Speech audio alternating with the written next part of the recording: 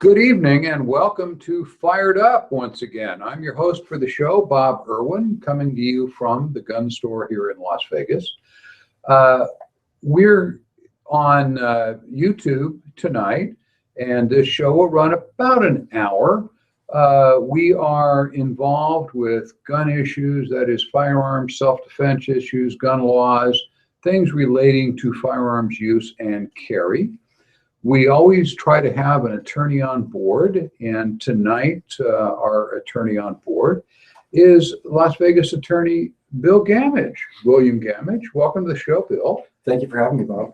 Bill and I go back a long, long way, years and years, and I really like him as a lawyer for this show and for gun cases if you get yourself in trouble, because Bill started his career as a firearms instructor. Law enforcement and a firearms instructor, which gives him a whole different view of, he understands gunfights. And if you shoot in self-defense, you won't be explaining to your lawyer, well, I had this kind of gun and he's got to go look it up. Bill's been there, taught people to shoot, instructor for game control for years. And yeah, the psychology of what happens and why do you think that way, he understands. Great attorney. Hopefully you never need him professionally, but I recommend Mr. Gamage. You'll find his number on our website, and we'll get it put up tomorrow. We're switching websites at the moment, but we are at Fired Up with Bob Irwin on YouTube and so forth. You'll find it if you look for Bob Irwin Fired Up on the web. Anyway, what we're going to do tonight is what we normally do. I'm going to talk about some shooting cases that happened first up, and we'll talk about some political stuff as we get toward the end of the hour, because we got a lot of that coming up too. There are at least a couple of hundred defensive uses of firearms every week in the United States, depending on who does the counting. We always start with some of those cases for education of our listeners. Presumably you're watching this show because you have a gun for self-defense, or you carry concealed for self-defense, or contemplating doing that. Some are good cases, some are bad cases. Once in a while we'll have one that's just really stupid, but they're all food for thought, so you can look at that and go, what would I have done? And I'll look at it from a trainer standpoint. Bill will look at it from a defense attorney standpoint, to look at not only from my perspective what you could have done differently, or how you should have defended yourself differently by not explaining everything to the first guy in a uniform that arrives and things like that. Anyway, we'll get there. So we're going to start out by a shooting story out of Macon, Georgia on the 9th of this month, WMAZ-TV. The story was, Bibb County deputies say a man was shot late Sunday on Gray Highway after attempting to rob 3 other men. According to the sheriff's office, 2 men, aged 17 and 18, were unloading equipment at a store next to a company called O'Reilly's Auto Parts. That kind of runs into the story. 2 armed suspects approached these guys. They're just kids, and they're unloading a truck into a warehouse next door. They walked up and pointed a gun and demanded money. They didn't have any money, so the suspects forced them into a truck, the suspect's truck, drove to an ATM with them as prisoners to try and get money out on their company credit card, which they did have. Well, they couldn't get money out on their credit card. It was only for buying gas and things like that. So when that didn't work, the suspects drove them back to the area behind the auto store and ordered the workers to call their boss and tell him to bring some money. So you may have got, this is not the 2 brightest crooks in the world so far. Anyway, so the boss got the call and he showed up. He's 34 years old. And the suspects ordered the 18-year-old worker, the older of the 2, to walk over to the vehicle that the boss is driving and get the money. As he's walking over there, the 20-year-old of the 2 suspects, one of them turned out to be 20 years old, he suddenly charged toward the boss and the worker, firing his gun. So the boss, of course, had a gun with him. He returned to the, to save his employees, obviously armed. Anyway, so he's still in his truck. He fires, striking the first robber, the one that charged him 3 times. Authorities are still looking for the other robber as of this writing. Pretty common. There's 2 bad guys. You shoot one, the other one beats feet. They never really stay and help their friend. It appears no charges to be filed against the owner of the business that did the shooting. Just as a note, this is the 23rd homicide this year in Bibb County, which is where Macon, Georgia is. There were 16 in 2014 and 17 in 2013. We're up to 23 already this year, and this is November, an early November case. Not surprising, the boss shows up armed when he's going to rescue his employees who say, we're being held at gunpoint, we're kidnapped, and so forth and so on. So he shows up armed. The question here, I mean, what the boss did is fine. It's a valid shooting. But looking at this from an educational standpoint, could he have done something smarter? Yeah. Well, sure. Call the police. When his employees call, let them send a plainclothes unit. They got cops they got body armor, they got free lawyers, et cetera, et cetera. Lawsuit potential against the boss for shooting these guys? Probably not. They're shooting at him, but in all likelihood, as a trainer, he shouldn't have been there. He should have called the police and let the police respond. Pull up in a plain car and say to the kids, "Hi, I'm your boss," so they get what's going on. It's certainly an extremely dangerous situation. It's certainly not something someone wants to just walk into themselves with just a handgun. I mean, what was the first rule you always said in a gunfight about not get shot? So first rule, don't get hit. Yeah. So all the rest is less important. You understand the guy, he's mad, they kidnapped his employee, I'm going to take care of this kind of thing. Don't do that. The guy could have shot him, and then his kids would be with no family and so forth and so on. So don't stick your neck out if you don't have to. That's what the police are for. Let them do their job. Questions or comments, you can send us a note at email or a text to Bob at firedupmail.com. We get mail there. If you have a question or comment about the story or to the attorney that's with us, feel free to send it in and we will forward that to the attorney or we'll answer the questions. We answer all the questions that come in. If there's a question dealing with a case that everybody, 6 or 8 people want the same, or why did they do this, we'll answer it on the air next week. The individual questions, we answer all of them ultimately. Either one of the attorneys or myself will answer the email, let you know what's going on. Want to remind everybody here at the gun store, we do offer free concealed carry permit classes every Monday and Wednesday and Saturday. You can find them on our website, thegunstorelasvegas.com. Lots of classes, and we will say that a few times during the show. This is from KUSI News in San Diego on the 5th of this month.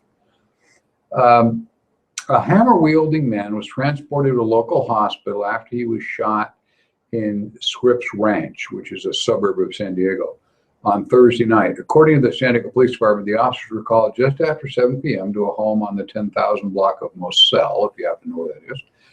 The 28-year-old suspect suffered some kind of mental breakdown. He was beating on cars with his hammer and chasing the neighbors around with a knife and a hammer. One of the neighbors armed himself with a handgun and came up and shot this guy in the back of the head. He was not injured seriously. They're not life-threatening injuries. The neighbor who shot the guy has not been taken into custody. This is a good shoot. The armed resident was able to stop the individual before anyone was injured, which is good. The question is, there was only property damage being done as a result of the incident, which commented some news commentators or people that I saw reacting to this article in the paper, you can write in your comments, that deadly force shouldn't have been used because the guy wasn't hurting any people yet. I added the yet. The question is, if you've got a guy now, and they know who he is, they know he's nuts, the neighbors all knew him. He's got a hammer, and he's bashing windshields, and he's got a knife, and he's chasing people around. Is it reasonable to believe that people's lives are in danger? The issue is how imminent is the jeopardy? And that's the question. Essentially, you can be, by pulling a gun and taking this sort of action, instead of taking more of a defensive posture, securing the people, closing your doors, calling the police, you're buying yourself the opportunity to face a jury potentially, or a grand jury. As to the question of whether or not you use a reasonable amount of force to combat the force that was being presented in the situation, and you're empowering others then to make decisions about your life, which could last a very long time. Yeah.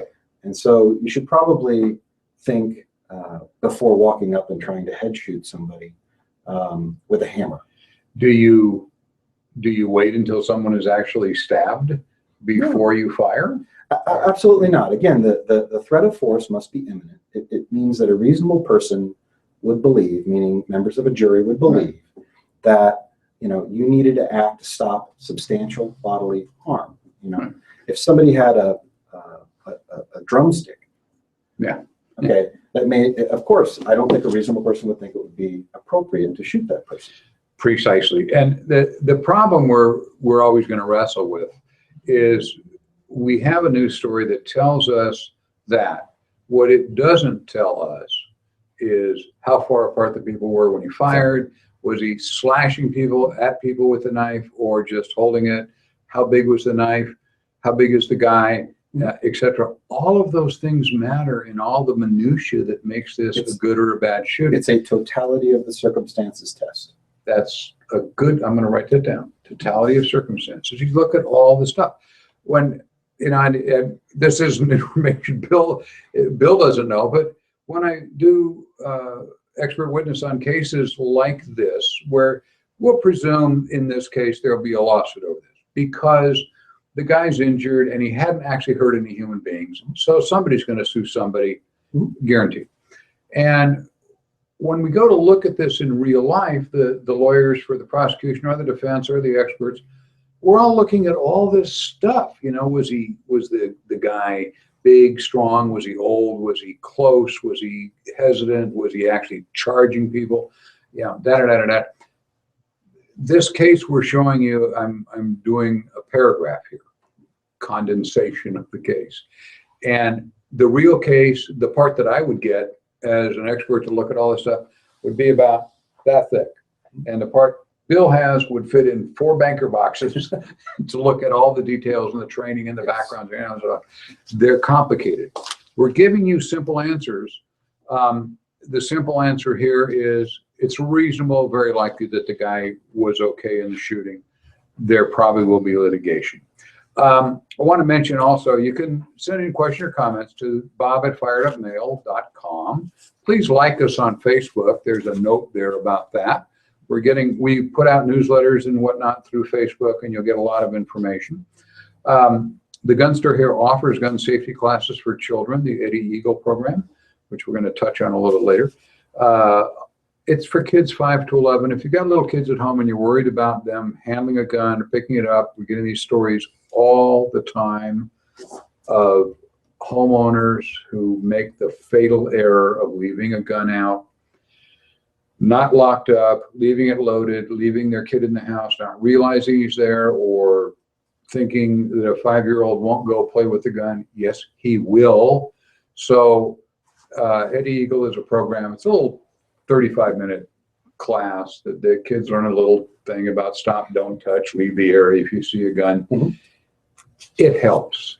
It helps even more to lock the guns up every time you're not standing watching them.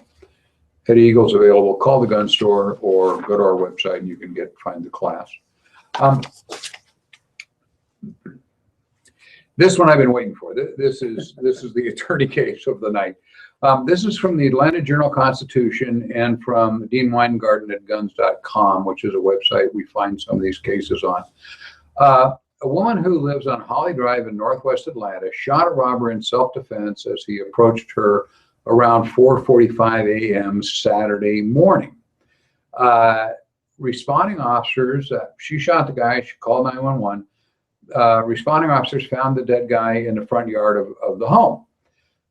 Police said the dead suspect had a weapon when they responded to the call. They found a handgun and 3 loaded magazines in his clothing on him. He's wearing 2 pairs of latex gloves, black, and black clothing. The woman is 6 months pregnant. She told police she was checking her mail when the man approached holding a gun to her head. So she reached into her purse as if she was reaching for money, came out instead with her gun and shot the guy. There was a second suspect, she said, that was standing a little further away and he ran off. That's what they told the uniformed guys responding. Mm-hmm. That's a good story. You got a pregnant lady, she's out checking her mail, just happens to be carrying her gun, in their own driveway at 4:45 in the morning. Okay, anyway, the investigators arrive and they start asking her things about, how did you pull the gun? How did you, you pointed it, how did you find it in your purse? Why did you have it in the driveway? Yada, yada, yada. And she finally started crying and admitted to the investigators that she lied about she didn't even shoot the guy. Well, investigators are used to coming up and they come up to a single woman who just killed somebody. You're ready for all kinds of emotional reactions and whatever, and she didn't really fit that. So they kept pressing her and she kept talking to them, defense lawyer. So she admitted that she didn't actually shoot the guy. Her boyfriend had actually shot the guy. What happened really was they were both coming out in the driveway to leave to have him say goodbye. He's going to work. And the robber walked up and the boyfriend shot the bad guy. The other guy did run away, and she's admitted that although all the stuff she made up just was wrong. In reality, then they both jumped in the car, drove away. The boyfriend stashed the gun. She drives back, then calls 911 and says this story about I was walking out to the mail and I shot the guy and he's laying in the driveway. She lied because in the initial statement, her boyfriend is a convicted felon multiple times. He can't possess firearms. He's a bad guy. So she's trying to cover for him so he won't get in trouble.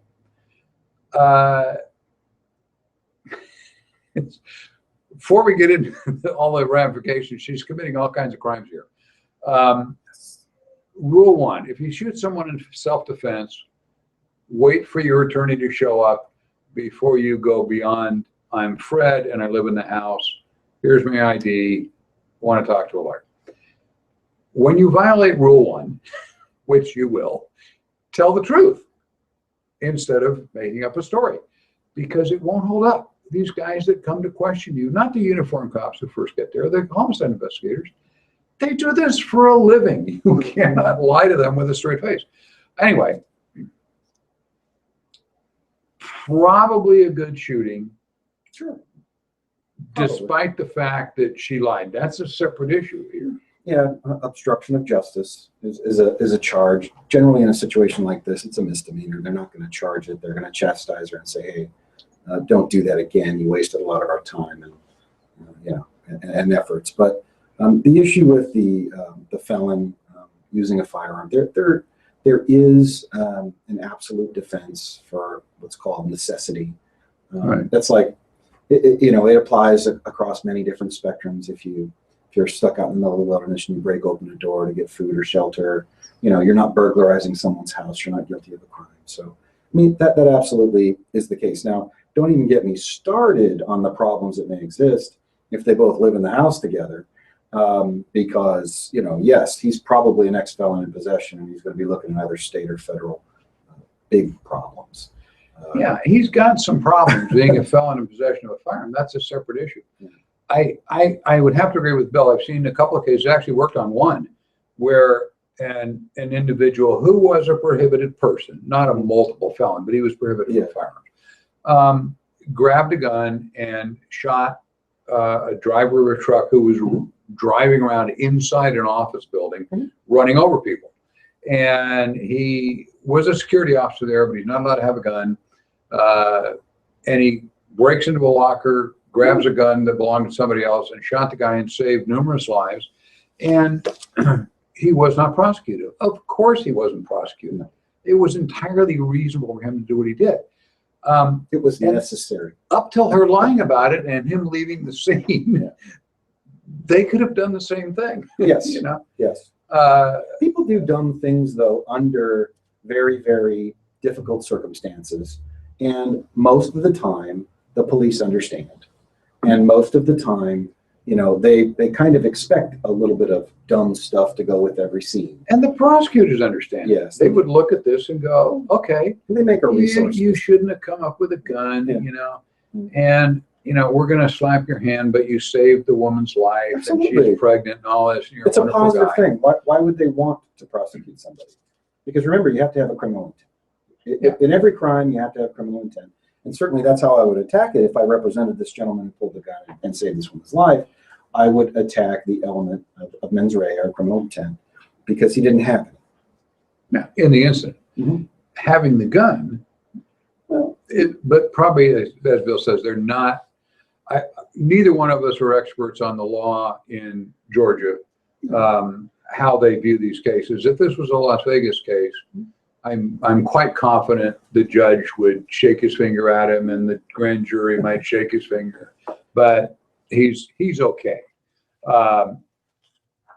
If he's got a huge background and he's on parole and all this kind of stuff, it depends on him. But if this is all that really happened, he's okay. If your life's in danger, you're permitted to defend yourself, even if you have a criminal record. Yes, always. I mean, that's just there, It's natural law.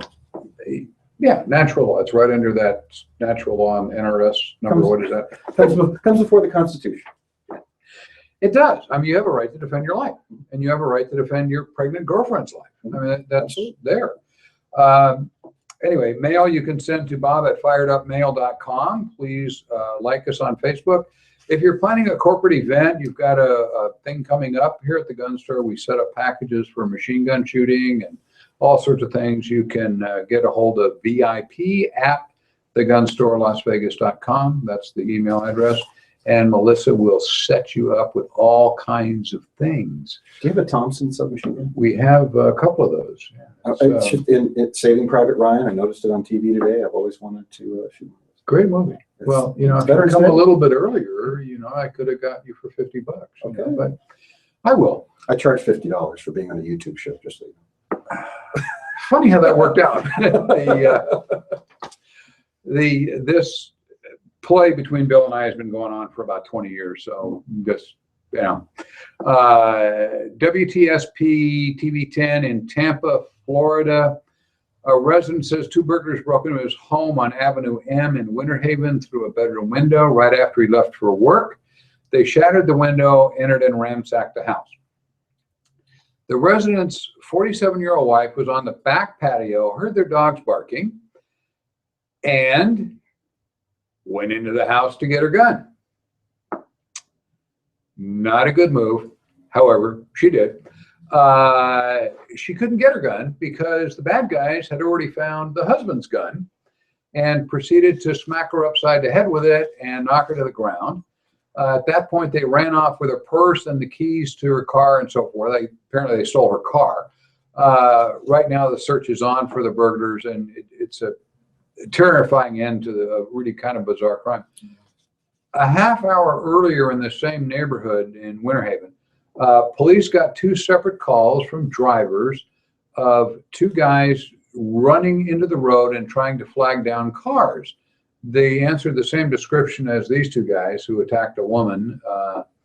Fortunately, in that case, nobody let them into the car. They didn't stop.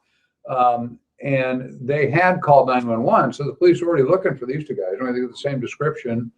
The couple is now busily adding more security to their home, and hopefully the wife will either carry her gun when she goes outside, probably at least for the next few weeks, or the husband's gone, the dogs are barking, going back into the house is a mistake tactically. Call the police, free lawyers, they have their own body armor. You know, if there's nobody left in the house but the dogs, they're not going to hurt anybody, they're not going to hurt any humans, they're just going to have a good time, and the police will catch them because they're going to surprise them. Just a good observer. Going looking for trouble, sometimes you actually find it, and you know, she could have been seriously injured. Fortunately, these 2 tough guys turned out to be not quite so tough. Yes. And when they heard the sirens and whatever, they just took off and left her. Speaking of ladies learning to handle their guns, we offer a ladies only self-defense and personal safety class here at the gun store. It's usually on the second Thursday of the month. The one we have actually would be this week is full. The next class is November 12. You can call and sign up on our website again, thegunstorelasvegas.com. It's taught by lady instructor Maggie Mordaunt, who is amazing instructor, kind of known worldwide now as CCW Maggie. And she's training this week. She's down at Camp Pendleton training Marines who are ready to retire to be firearms instructors. Oh, wow. So she's on a base that's just full of Marines, and her husband's there with her because he helps in her classes. Anyway, good thing.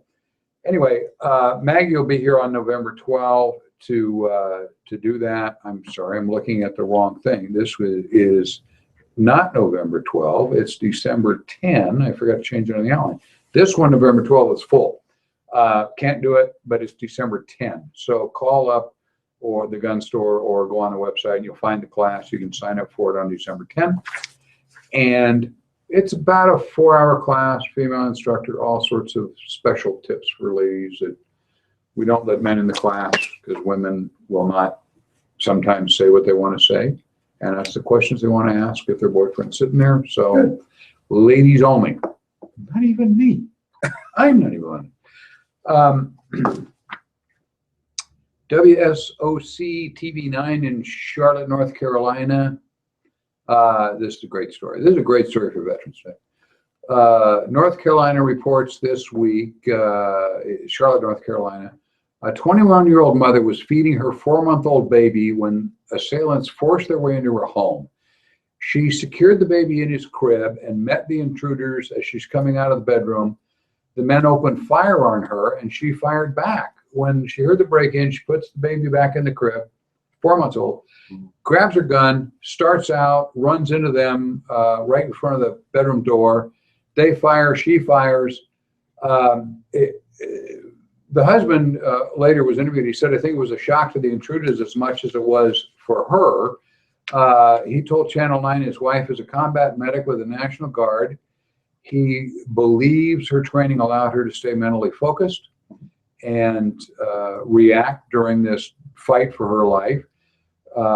She remains at this time in Carolina's Medical Center with serious injuries caused by at least 2 gunshot wounds. She got hit twice and is firing back. The neighbors have embraced the family. They're bringing back all kinds of gifts and things and helping them through and prayers and so forth. She will need at least 1 more surgery, according to the medical statements with the story. One of the intruders a few days later turned himself into police. He was interviewed by detectives, then arrested. He's charged with attempted murder, felony breaking and entering, conspiracy, and so forth. It's still not clear at this point how many suspects were involved. He was not the only one in the house. You can't say enough praise about this woman. Training, practice, and courage win every She won. time. Yeah. She won. I'm just, veterans, it's Veterans Day, and I'm just,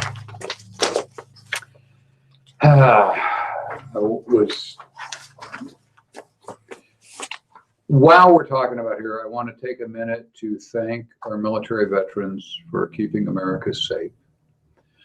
We owe you a debt that can never be repaid, and that debt is our freedom. Thank you for your service. I think I'm sitting next to a guy who drove a tank around for a while, and, as I recall. For a little bit. I was just a reserve officer. But, Army. thank you, veterans. We owe you a lot. I also want to say happy birthday to George Patton Jr. Don't forget the Marine Corps. It's his birthday, and a Marine Corps birthday too. Yeah. General George S. Patton was born what year? I do not know. 1885. That's a long time. Here's the whole guy. Anyway, thank you, veterans. There's nothing more could be said. We just are in your debt. I'm going to go back to this. We teach concealed classes, concealed carry classes, gun safety classes every Monday, Wednesday, and Saturday. You can sign up online. One-day class. If you're not going to get a permit, the class is free. Go through the class. You will learn a lot and maybe be able to defend yourself. More commercials. Yeah. KOCO TV5 in Oklahoma City on the 3rd of this month. Oklahoma police were looking for a suspect after he jumped out of a stolen vehicle earlier in the night. They see a stolen car. They try to pull him over. He jumps out and runs. The car had been stolen at a Circle K gas station. Somebody's getting gas. The guy jumped in and drove the car away. The man attempted to hide out in a home that didn't belong to him.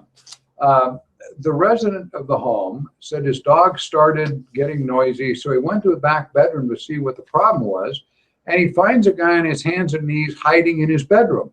The man, I can't make these up. The man then told the homeowner he's trying to get away from the police who are outside looking for him. Apparently, the homeowner didn't think that was a good thing, so he pointed his gun at this guy. He's 35 years old. The bad guy is. He managed to get one of the self-admitted suspects' hands behind his back, and then he pushes him out to the front door. The resident said the suspect kept saying, "Please don't shoot me." Once outside, he ran, but he ran right into the officers who were outside looking for him. They found a pocket knife and a cell phone and a key were found in the bedroom where the suspects had hidden them. That was apparently the key to the car that he'd stolen. He remains locked up in Oklahoma County Jail, facing a number of criminal complaints, including first-degree burglary, grand theft, bail set at $24,000. I assume this resident was confident in physically handling him without, when he pointed the gun and told the guy to leave, he actually had to grab him and shove him out the front door to get him to leave because he obviously didn't want the police to get him. Sounds like he needs a defense lawyer. It's nice that he self-admitted to the homeowner that the police are looking for him. Yes, absolutely. At least didn't detail the crime, but he was probably just as scared as the homeowner. Well, I would assume more Yeah. Now, but anyway, he's got some charges besides stealing the car. He's got the breaking, entering, and attempt burglary, and so on. Would you recommend him putting his hands on this guy, though? No. Would you recommend him, trying to do what he did? No, I would not. Now, he may be a giant karate expert. Again, we don't know all the details from all the paperwork involved here. Physical size being even and age being even, no. I would hold the guy at gunpoint on the floor, and if he wants to run, let him run. The police are outside already. You just call 911, let him run. If he wants to hide in your bedroom, you go, okay, you just wait right here, and you invite the cops in. Exactly. That's why we have telephones. You know, you call the cops and let them do it. This could turn out to be a physical fight you don't want to get into. You lose your gun to the guy, etc. A myriad of things can go wrong again. So worked out. Bad guys in jail. At the gun store, we also have a wedding chapel. If you're not aware of that, it's all over the media. We do vow renewals and what we call shotgun weddings. Simple ceremony or vow renewals, a whole package with everything, photographers and whatnot can be arranged for us. We have a website for shotgun weddings. There's a link to it on our main website, thegunstorelasvegas.com. Yeah, this is another attorney one. This is for you, Bill. WBZ CBS Boston reports in Falmouth, Massachusetts, earlier this week on the 5th. A local homeowner shot at a man who was trying to burn his house down on Thursday. The officers were called to Round Pond Drive at 3 in the morning, 2:50 a.m., after someone reported an attempted break-in. When police arrived, the homeowner told them he found a man in a hooded sweatshirt trying to set fire to his house. So he fired 2 shots at the guy with his pistol. The suspect, 5'8", 140 pounds, ran off. The homeowner's wife put out the fire with a garden hose. There is a 3 foot by 3 foot section of their siding that is charred from whatever chemical he threw on it to light it. Oddly enough, the police also found the brake lines of the homeowner's car were severed. When they were looking for the guy hiding under cars, they found brake fluid dripping is what happened. Police spokesman said there was no blood found at the scene. No gunshot victims had visited the hospital within the last few hours. So it appears the suspect was not hit, which is good. The resident who fired the shots was a property licensed firearms owner. This is Massachusetts. So, of course, the first thing the police do is go, let's see your gun permit. They don't care if you guy tried to burn your house down, whatever. They want to see your gun permit. So he had one.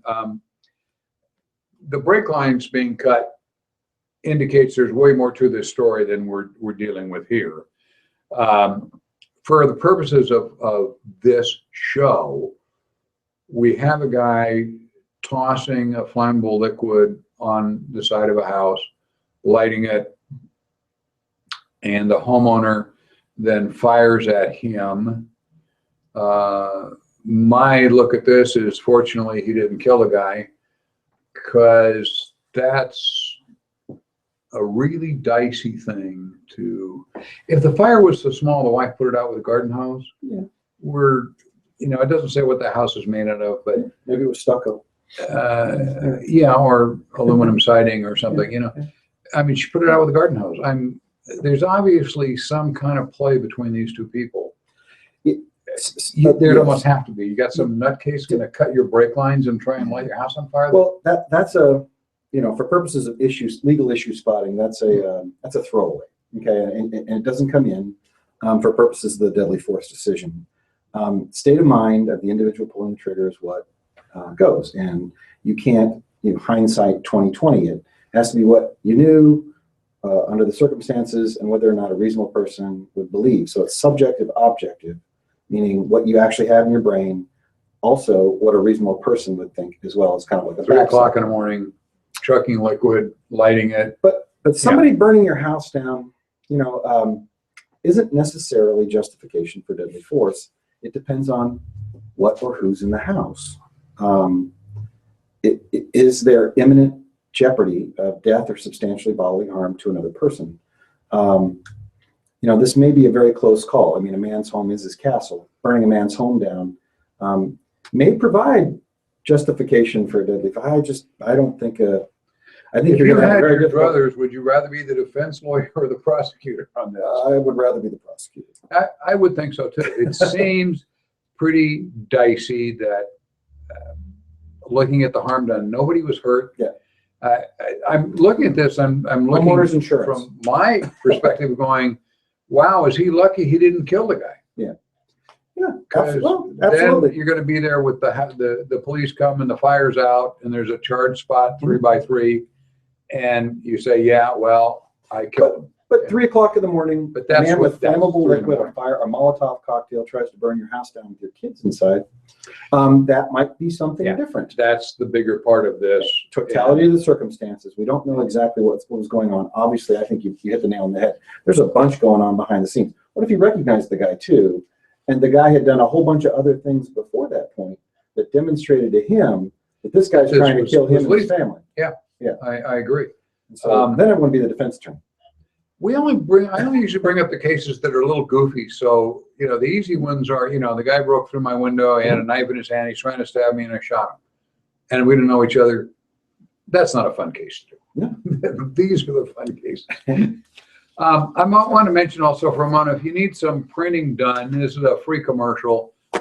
There's a company here in town called American Printing. They're down on Fremont Street. They do most all our printing. They do great work, fast delivery. I won't try and give you their phone number. I went out there downtown. Look on the internet, American Printing down on Fremont Street. You will find them. And one of the things they print is this wonderful book that I wrote some years ago. Got my picture on it. If you would like to get an autographed copy of this is all about what we're talking about. A lot of cases in here and what happened and why and the aftermath of the case, which is so important because it never stops. When the police come and go, okay, that's over. It's not over. There's lots of stuff going on. We have some autographed copies of these. If you get online at the gun store's website, you can order one and I will autograph it for you. And we're getting a lot of Facebook people that are all over the world. So I thought we would just plug that so they can find that. And Bill's book is coming out anytime now. So it's not a book, Bob. It's a treatise. Anyway, you can get an autographed copy of that. And other gun news not related to shooting cases. My favorite astronaut, Mark Kelly, he's up in the space station at the moment.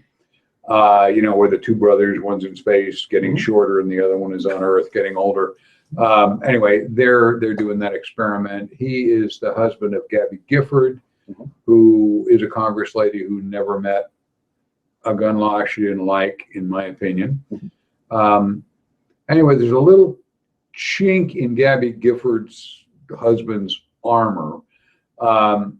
He said that in a tweet from the space station, I don't agree with the NRA on some big issues, no kidding, but they deserve a lot of credit for teaching kids about gun safety at the shuttle CDR Kelly. That's true. The Eddie Eagle program I mentioned before, we teach it here at the gun store. It's for little kids to not touch guns. And personally, her husband and her, Gabby, are in that pile of the left that, she made a big deal of shooting her gun here at the range when she was out on some anti-gun thing to show she doesn't like guns, but she doesn't like other people having guns. We have this kind of, I'm the big guys and the peasants maybe shouldn't be packing all this stuff around. Only us people who are, in our opinion, the ones that are capable and so forth and so on. It's a good comment. Eddie Eagle's a great program for little kids so they don't find a gun and shoot themselves. It's a tremendous program. And if you don't think that teaching little kids to stay away from guns, the person shot most often by a little kid is not themselves or their sister. The most often the person shot statistically is one of the parents. So you are saving yourself from a gunshot wound. Think in your own self-interest. You don't want cute little Rodney finding your gun and not knowing not to touch it. There's a political story here, and it really isn't a self-defense story. I'm big on crime prevention, and this just annoyed me. This one annoyed me too. Yeah, and I wanted you to. The federal judge in Omaha earlier this month, back on the 2nd or something, gave 1 year probation to a woman for illegally buying a gun on her boyfriend's behalf from a pawn shop. This is what we call a straw sale. She went in and bought a gun that was to be given to her gangbanger boyfriend. And the gangbanger boyfriend later, he's a long prohibited gang member, felon, lots of convictions, so on, shouldn't be outside anyway. He used the firearm to kill a police officer, a female police officer who was trying to arrest him in connection with another shooting. That was the day before she's taking maternity leave because she just had a baby and to have a few months at home with the kid. The boyfriend himself was killed in that same confrontation. He killed the female police officer. Other police killed him. She bought it for her boyfriend, who's a big criminal. He's dead now, so whatever. The purchaser additionally didn't live in the state they were in, which is another federal crime to transfer a gun, handgun, whatever. Anyway, she commits this act where at least 2 people died. She caused 2 people to die. The guy, the female police officer trying to arrest the guy, he died. And they go through all this stuff. We've got a slug of federal felonies here. And the judge gave her 1 year probation. That's it. Yeah. You wonder why criminals don't really care about the law? That one just kind of boggles the mind. I mean, in a federal sentencing, I spend weeks working up all the different ways into the sentencing guidelines to try to mitigate punishment. Judges just throw the book at clients that maybe just stole money. It was an economic crime. But in a case like this where, the whole purpose of the statute is to stop felons from having guns so that they can't injure others, commit crimes, and especially not injure the police. Especially.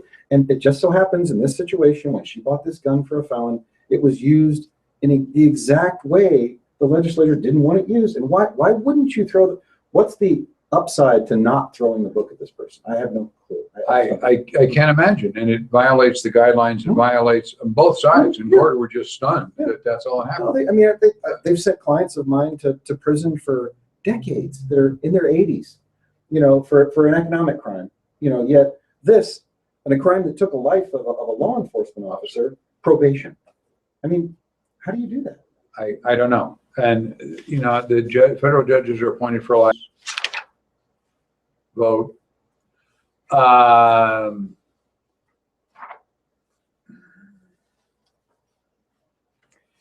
a happier note, the October 2015 National Instant Background Check System, we ran the highest October on record in the 17-year history of tracking the system. There were 1,211,478 background checks done for people buying guns. 3.1% over October 2014. It's a record for, and I'd like to personally thank, for my little part of this at the gun store, all those 3 Democratic candidates all trying to outdo each other on taking our guns away. You're doing a fine job selling guns. I can tell you this. In the last month, I've probably gotten 4 or 5 people coming into my office, clients, where they got letters and they got turned down for purchasing a gun. And for different and varying reasons. One guy had a warrant that was 20 years old, he didn't know he had. Yeah. And another guy, though, and this is interesting, and maybe you can answer this question for me. Another person 20 years prior to that had a finding of mental instability. He had to go into the hospital for a little bit. And he was buying guns I'm talking 3 or 4 years before this. And now all of a sudden he went to go buy a gun and it pops up. And they picked it up because they've started to enter the mental health records in there. How do you get out of that system? You don't. And that is probably where I will be filing some things. The system there, and I dealt personally with a guy here that is my age. He was in his 70s, although I'm actually much younger. he got turned down by the Brady check. You can write in, and they won't tell you everything. But when you get turned down, you can write in to the state, and they'll send you back a letter that says this was what it was. Yes, the reason. And when your clients say they don't know the reason, because the state wouldn't tell them, they're lying. We've had a few. The state always tells you why you were. Oh, they bring the letter in. They bring the letter. So anyway, this guy went to buy a gun, and he had an open case from when he was 20 years old. In college, he wrote a $200 bad check. His version was that he gave the attorney the $200. Yeah. He, and and the attorney called him and said, "It's all taken care of. Don't worry about it." Well, the court apparently was taken care of, but we can't prove it because the court ain't there anymore, and it's 50 years ago. But the arrest still shows on the police computers at the time. Yes. The problem is the police kept records and the courts didn't. So, and you know that. Yes. So here's this guy. He's now 70. He did this when he was 20. Yes. Even if he didn't pay back the $200, he says, "How do I get out of this?" And the answer is, depends on the state. Yeah, you can't get out of the federal system. In order to keep ATF from releasing guns back to felons and wife beaters, Congress specifically told ATF years ago they may not spend any money to investigate claims that someone's wrongfully denied on a Brady check. Because who would not vote for that? Because what happened was when it came into Congress, the people are yelling, they're letting one of the wife beaters have guns, and any politician would vote for reviewing any case of a guy who's denying firearms rights was just getting torn to pieces. So they all voted, yeah, we will pull the money to do that. And ATF is forbidden. That's interesting. That's the problem. You can get it reversed on a state level. That's unconstitutional. But ATF can't do anything. And I don't want to sound like a guy who's advocating that somebody convicted of beating their wife should be able to buy a gun later on. Well, but a guy that, who among us didn't write a $200 bad check when they were in college? But here's a good scenario. A veteran comes back from wherever being deployed. He has a post-traumatic stress issue. He has to go into a hospital. It's taken care of. Do we deny him then gun rights for involuntary commitment for the rest of his life? And I don't think that's constitutional in light of all of the trends in Second Amendment jurisprudence right now. Hopefully, the Supreme Court's got one of those cases heading for it right now. Oh, they do? And it's well, the VA for years has held that if you're in a VA supported facility, VA hospital, VA paid for housing, VA assisted housing, that if you are not competent to handle your own affairs, you can't have any guns. And they actively go out and take guns away from old vets who are living in veterans supported housing. But being incompetent means that you have asked the VA for assistance in handling your financial affairs. I can't balance my checkbook is the common one. They're losing it. I can't balance my checkbook. I have a girl do that for me. Dementia. Okay, not me. But what happens is, because now the VA has assigned a caseworker to help them do everyday tasks like balancing a checkbook, they pick up their guns. Over and over. Where do the guns go? I had Do they store them? They keep them. They destroy them. I don't know. The VA's got a lot of guns, or they crush them.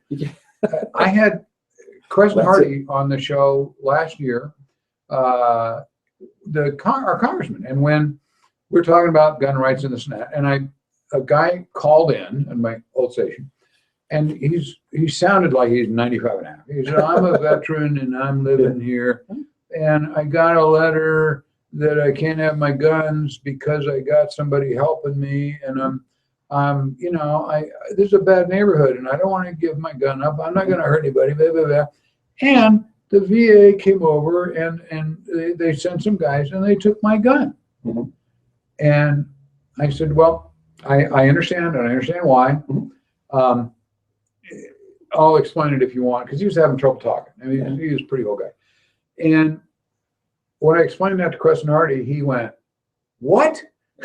they're actually taking guns from vets who they think can't handle it. The guy is not senile. No, He just can't balance his checkbook. but on a basic constitutional nuts and bolts, And analysis. he's not adjudicated. No, Wrong. and there's, but let's even back up from that. The government's not allowed to take your property without just compensation, and they can't just take your stuff, okay, without you got Fourth, Fifth Amendment violation. You got a lot of different violations going on there, and he needs to see a lawyer and talk to an attorney.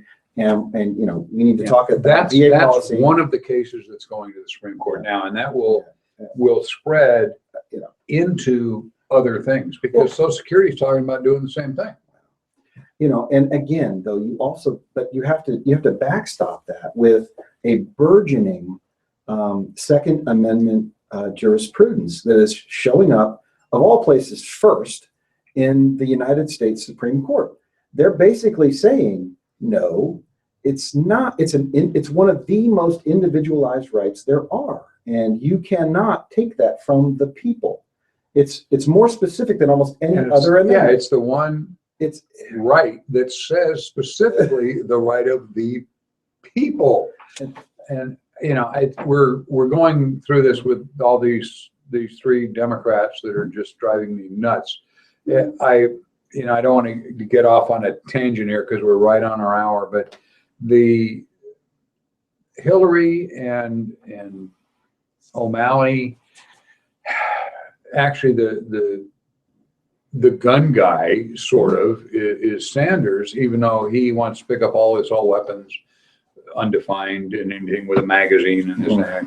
The other two want to do a mandatory gun buyback, where what they're both advocating the Australia model, where the government of Australia, after the shooting in Tasmania, had, which was done with an AK-47, they decided people shouldn't have handguns. So they made a mandatory buyback. And you bring your gun in, and a government committee would say, that's worth $11, that's worth $200, and they would give you the money, and you gave them the gun. It was confiscation with compensation as determined by the government committee. And if they gave you a wrong price because you thought it was worth more, you could appeal it and all this kind of stuff. But you didn't get to keep the gun. The gun's gone. All you're doing is arguing over how much money they're going to give you. And Australia has backed off on that a bit now, because their crime rate, of course, went through the roof. And the same thing in England. I was just talking to some English police officers who were here the other day, and we got to chatting about this and that. And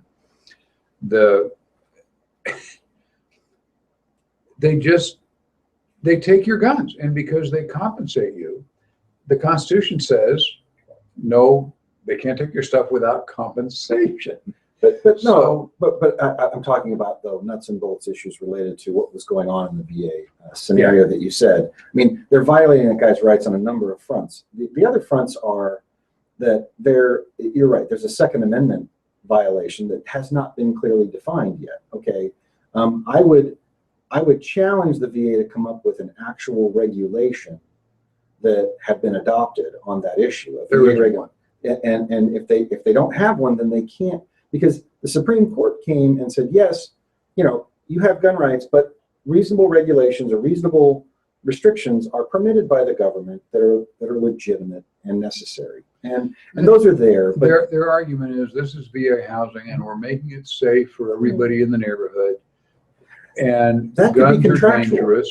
And the problem with the 90-year-old guy and a whole bunch of other ones is they can't move. No, they can't afford to go to a hotel and live there. Yeah. Because their benefits don't cover it. But public they're stuck. housing recipients, though, sometimes end up with more scrutiny and more problems from government contractually because they give those away in exchange for the housing. And that may also be going there as well. I don't know. It's the same argument when you're in subsidized housing. They had all the stuff they had in Chicago. These people want to have guns because these areas they make everybody live in are crime ridden with gangs. And they say, but if you live here, you can't have a gun. Yeah. Well, I'm sorry, the gangbangers that are living on the whole top floor all have guns and they're pointing them at us. And we need to, how many of you out there are not registered to vote? Raise your hand. Okay. I'm gonna get off this and close it up. Don't forget, you can get a copy of my charming book. I'll autograph. It's got my picture on it. The couple of notes at the end. We're going to be at the Crossroads of the West Gun Show Attachment Center on the 19th and 20th of December, the last show before Christmas.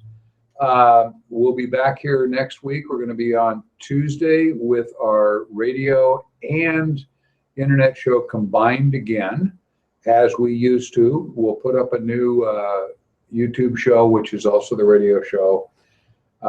When I went to the 2 shows a week, it's been driving the attorneys that work for me crazy because they can be here, 4 times a week.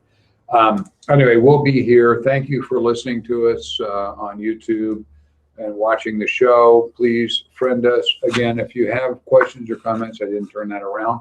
I made this little cool sign. So you had part of it upside down. Dual purpose. I did that on my own computer, and I can't even work the damn thing. Nice folding job. Anyway, we're going to be at the gun show. You can friend us on Facebook. Send your questions or comments, please, to there. Thank you again, veterans. We appreciate your service, and not enough can be said about that. So thank you all. We will be here next week for all of you. Please tune in. Thank you very much. Thank you, Bill. Thank you, Bob.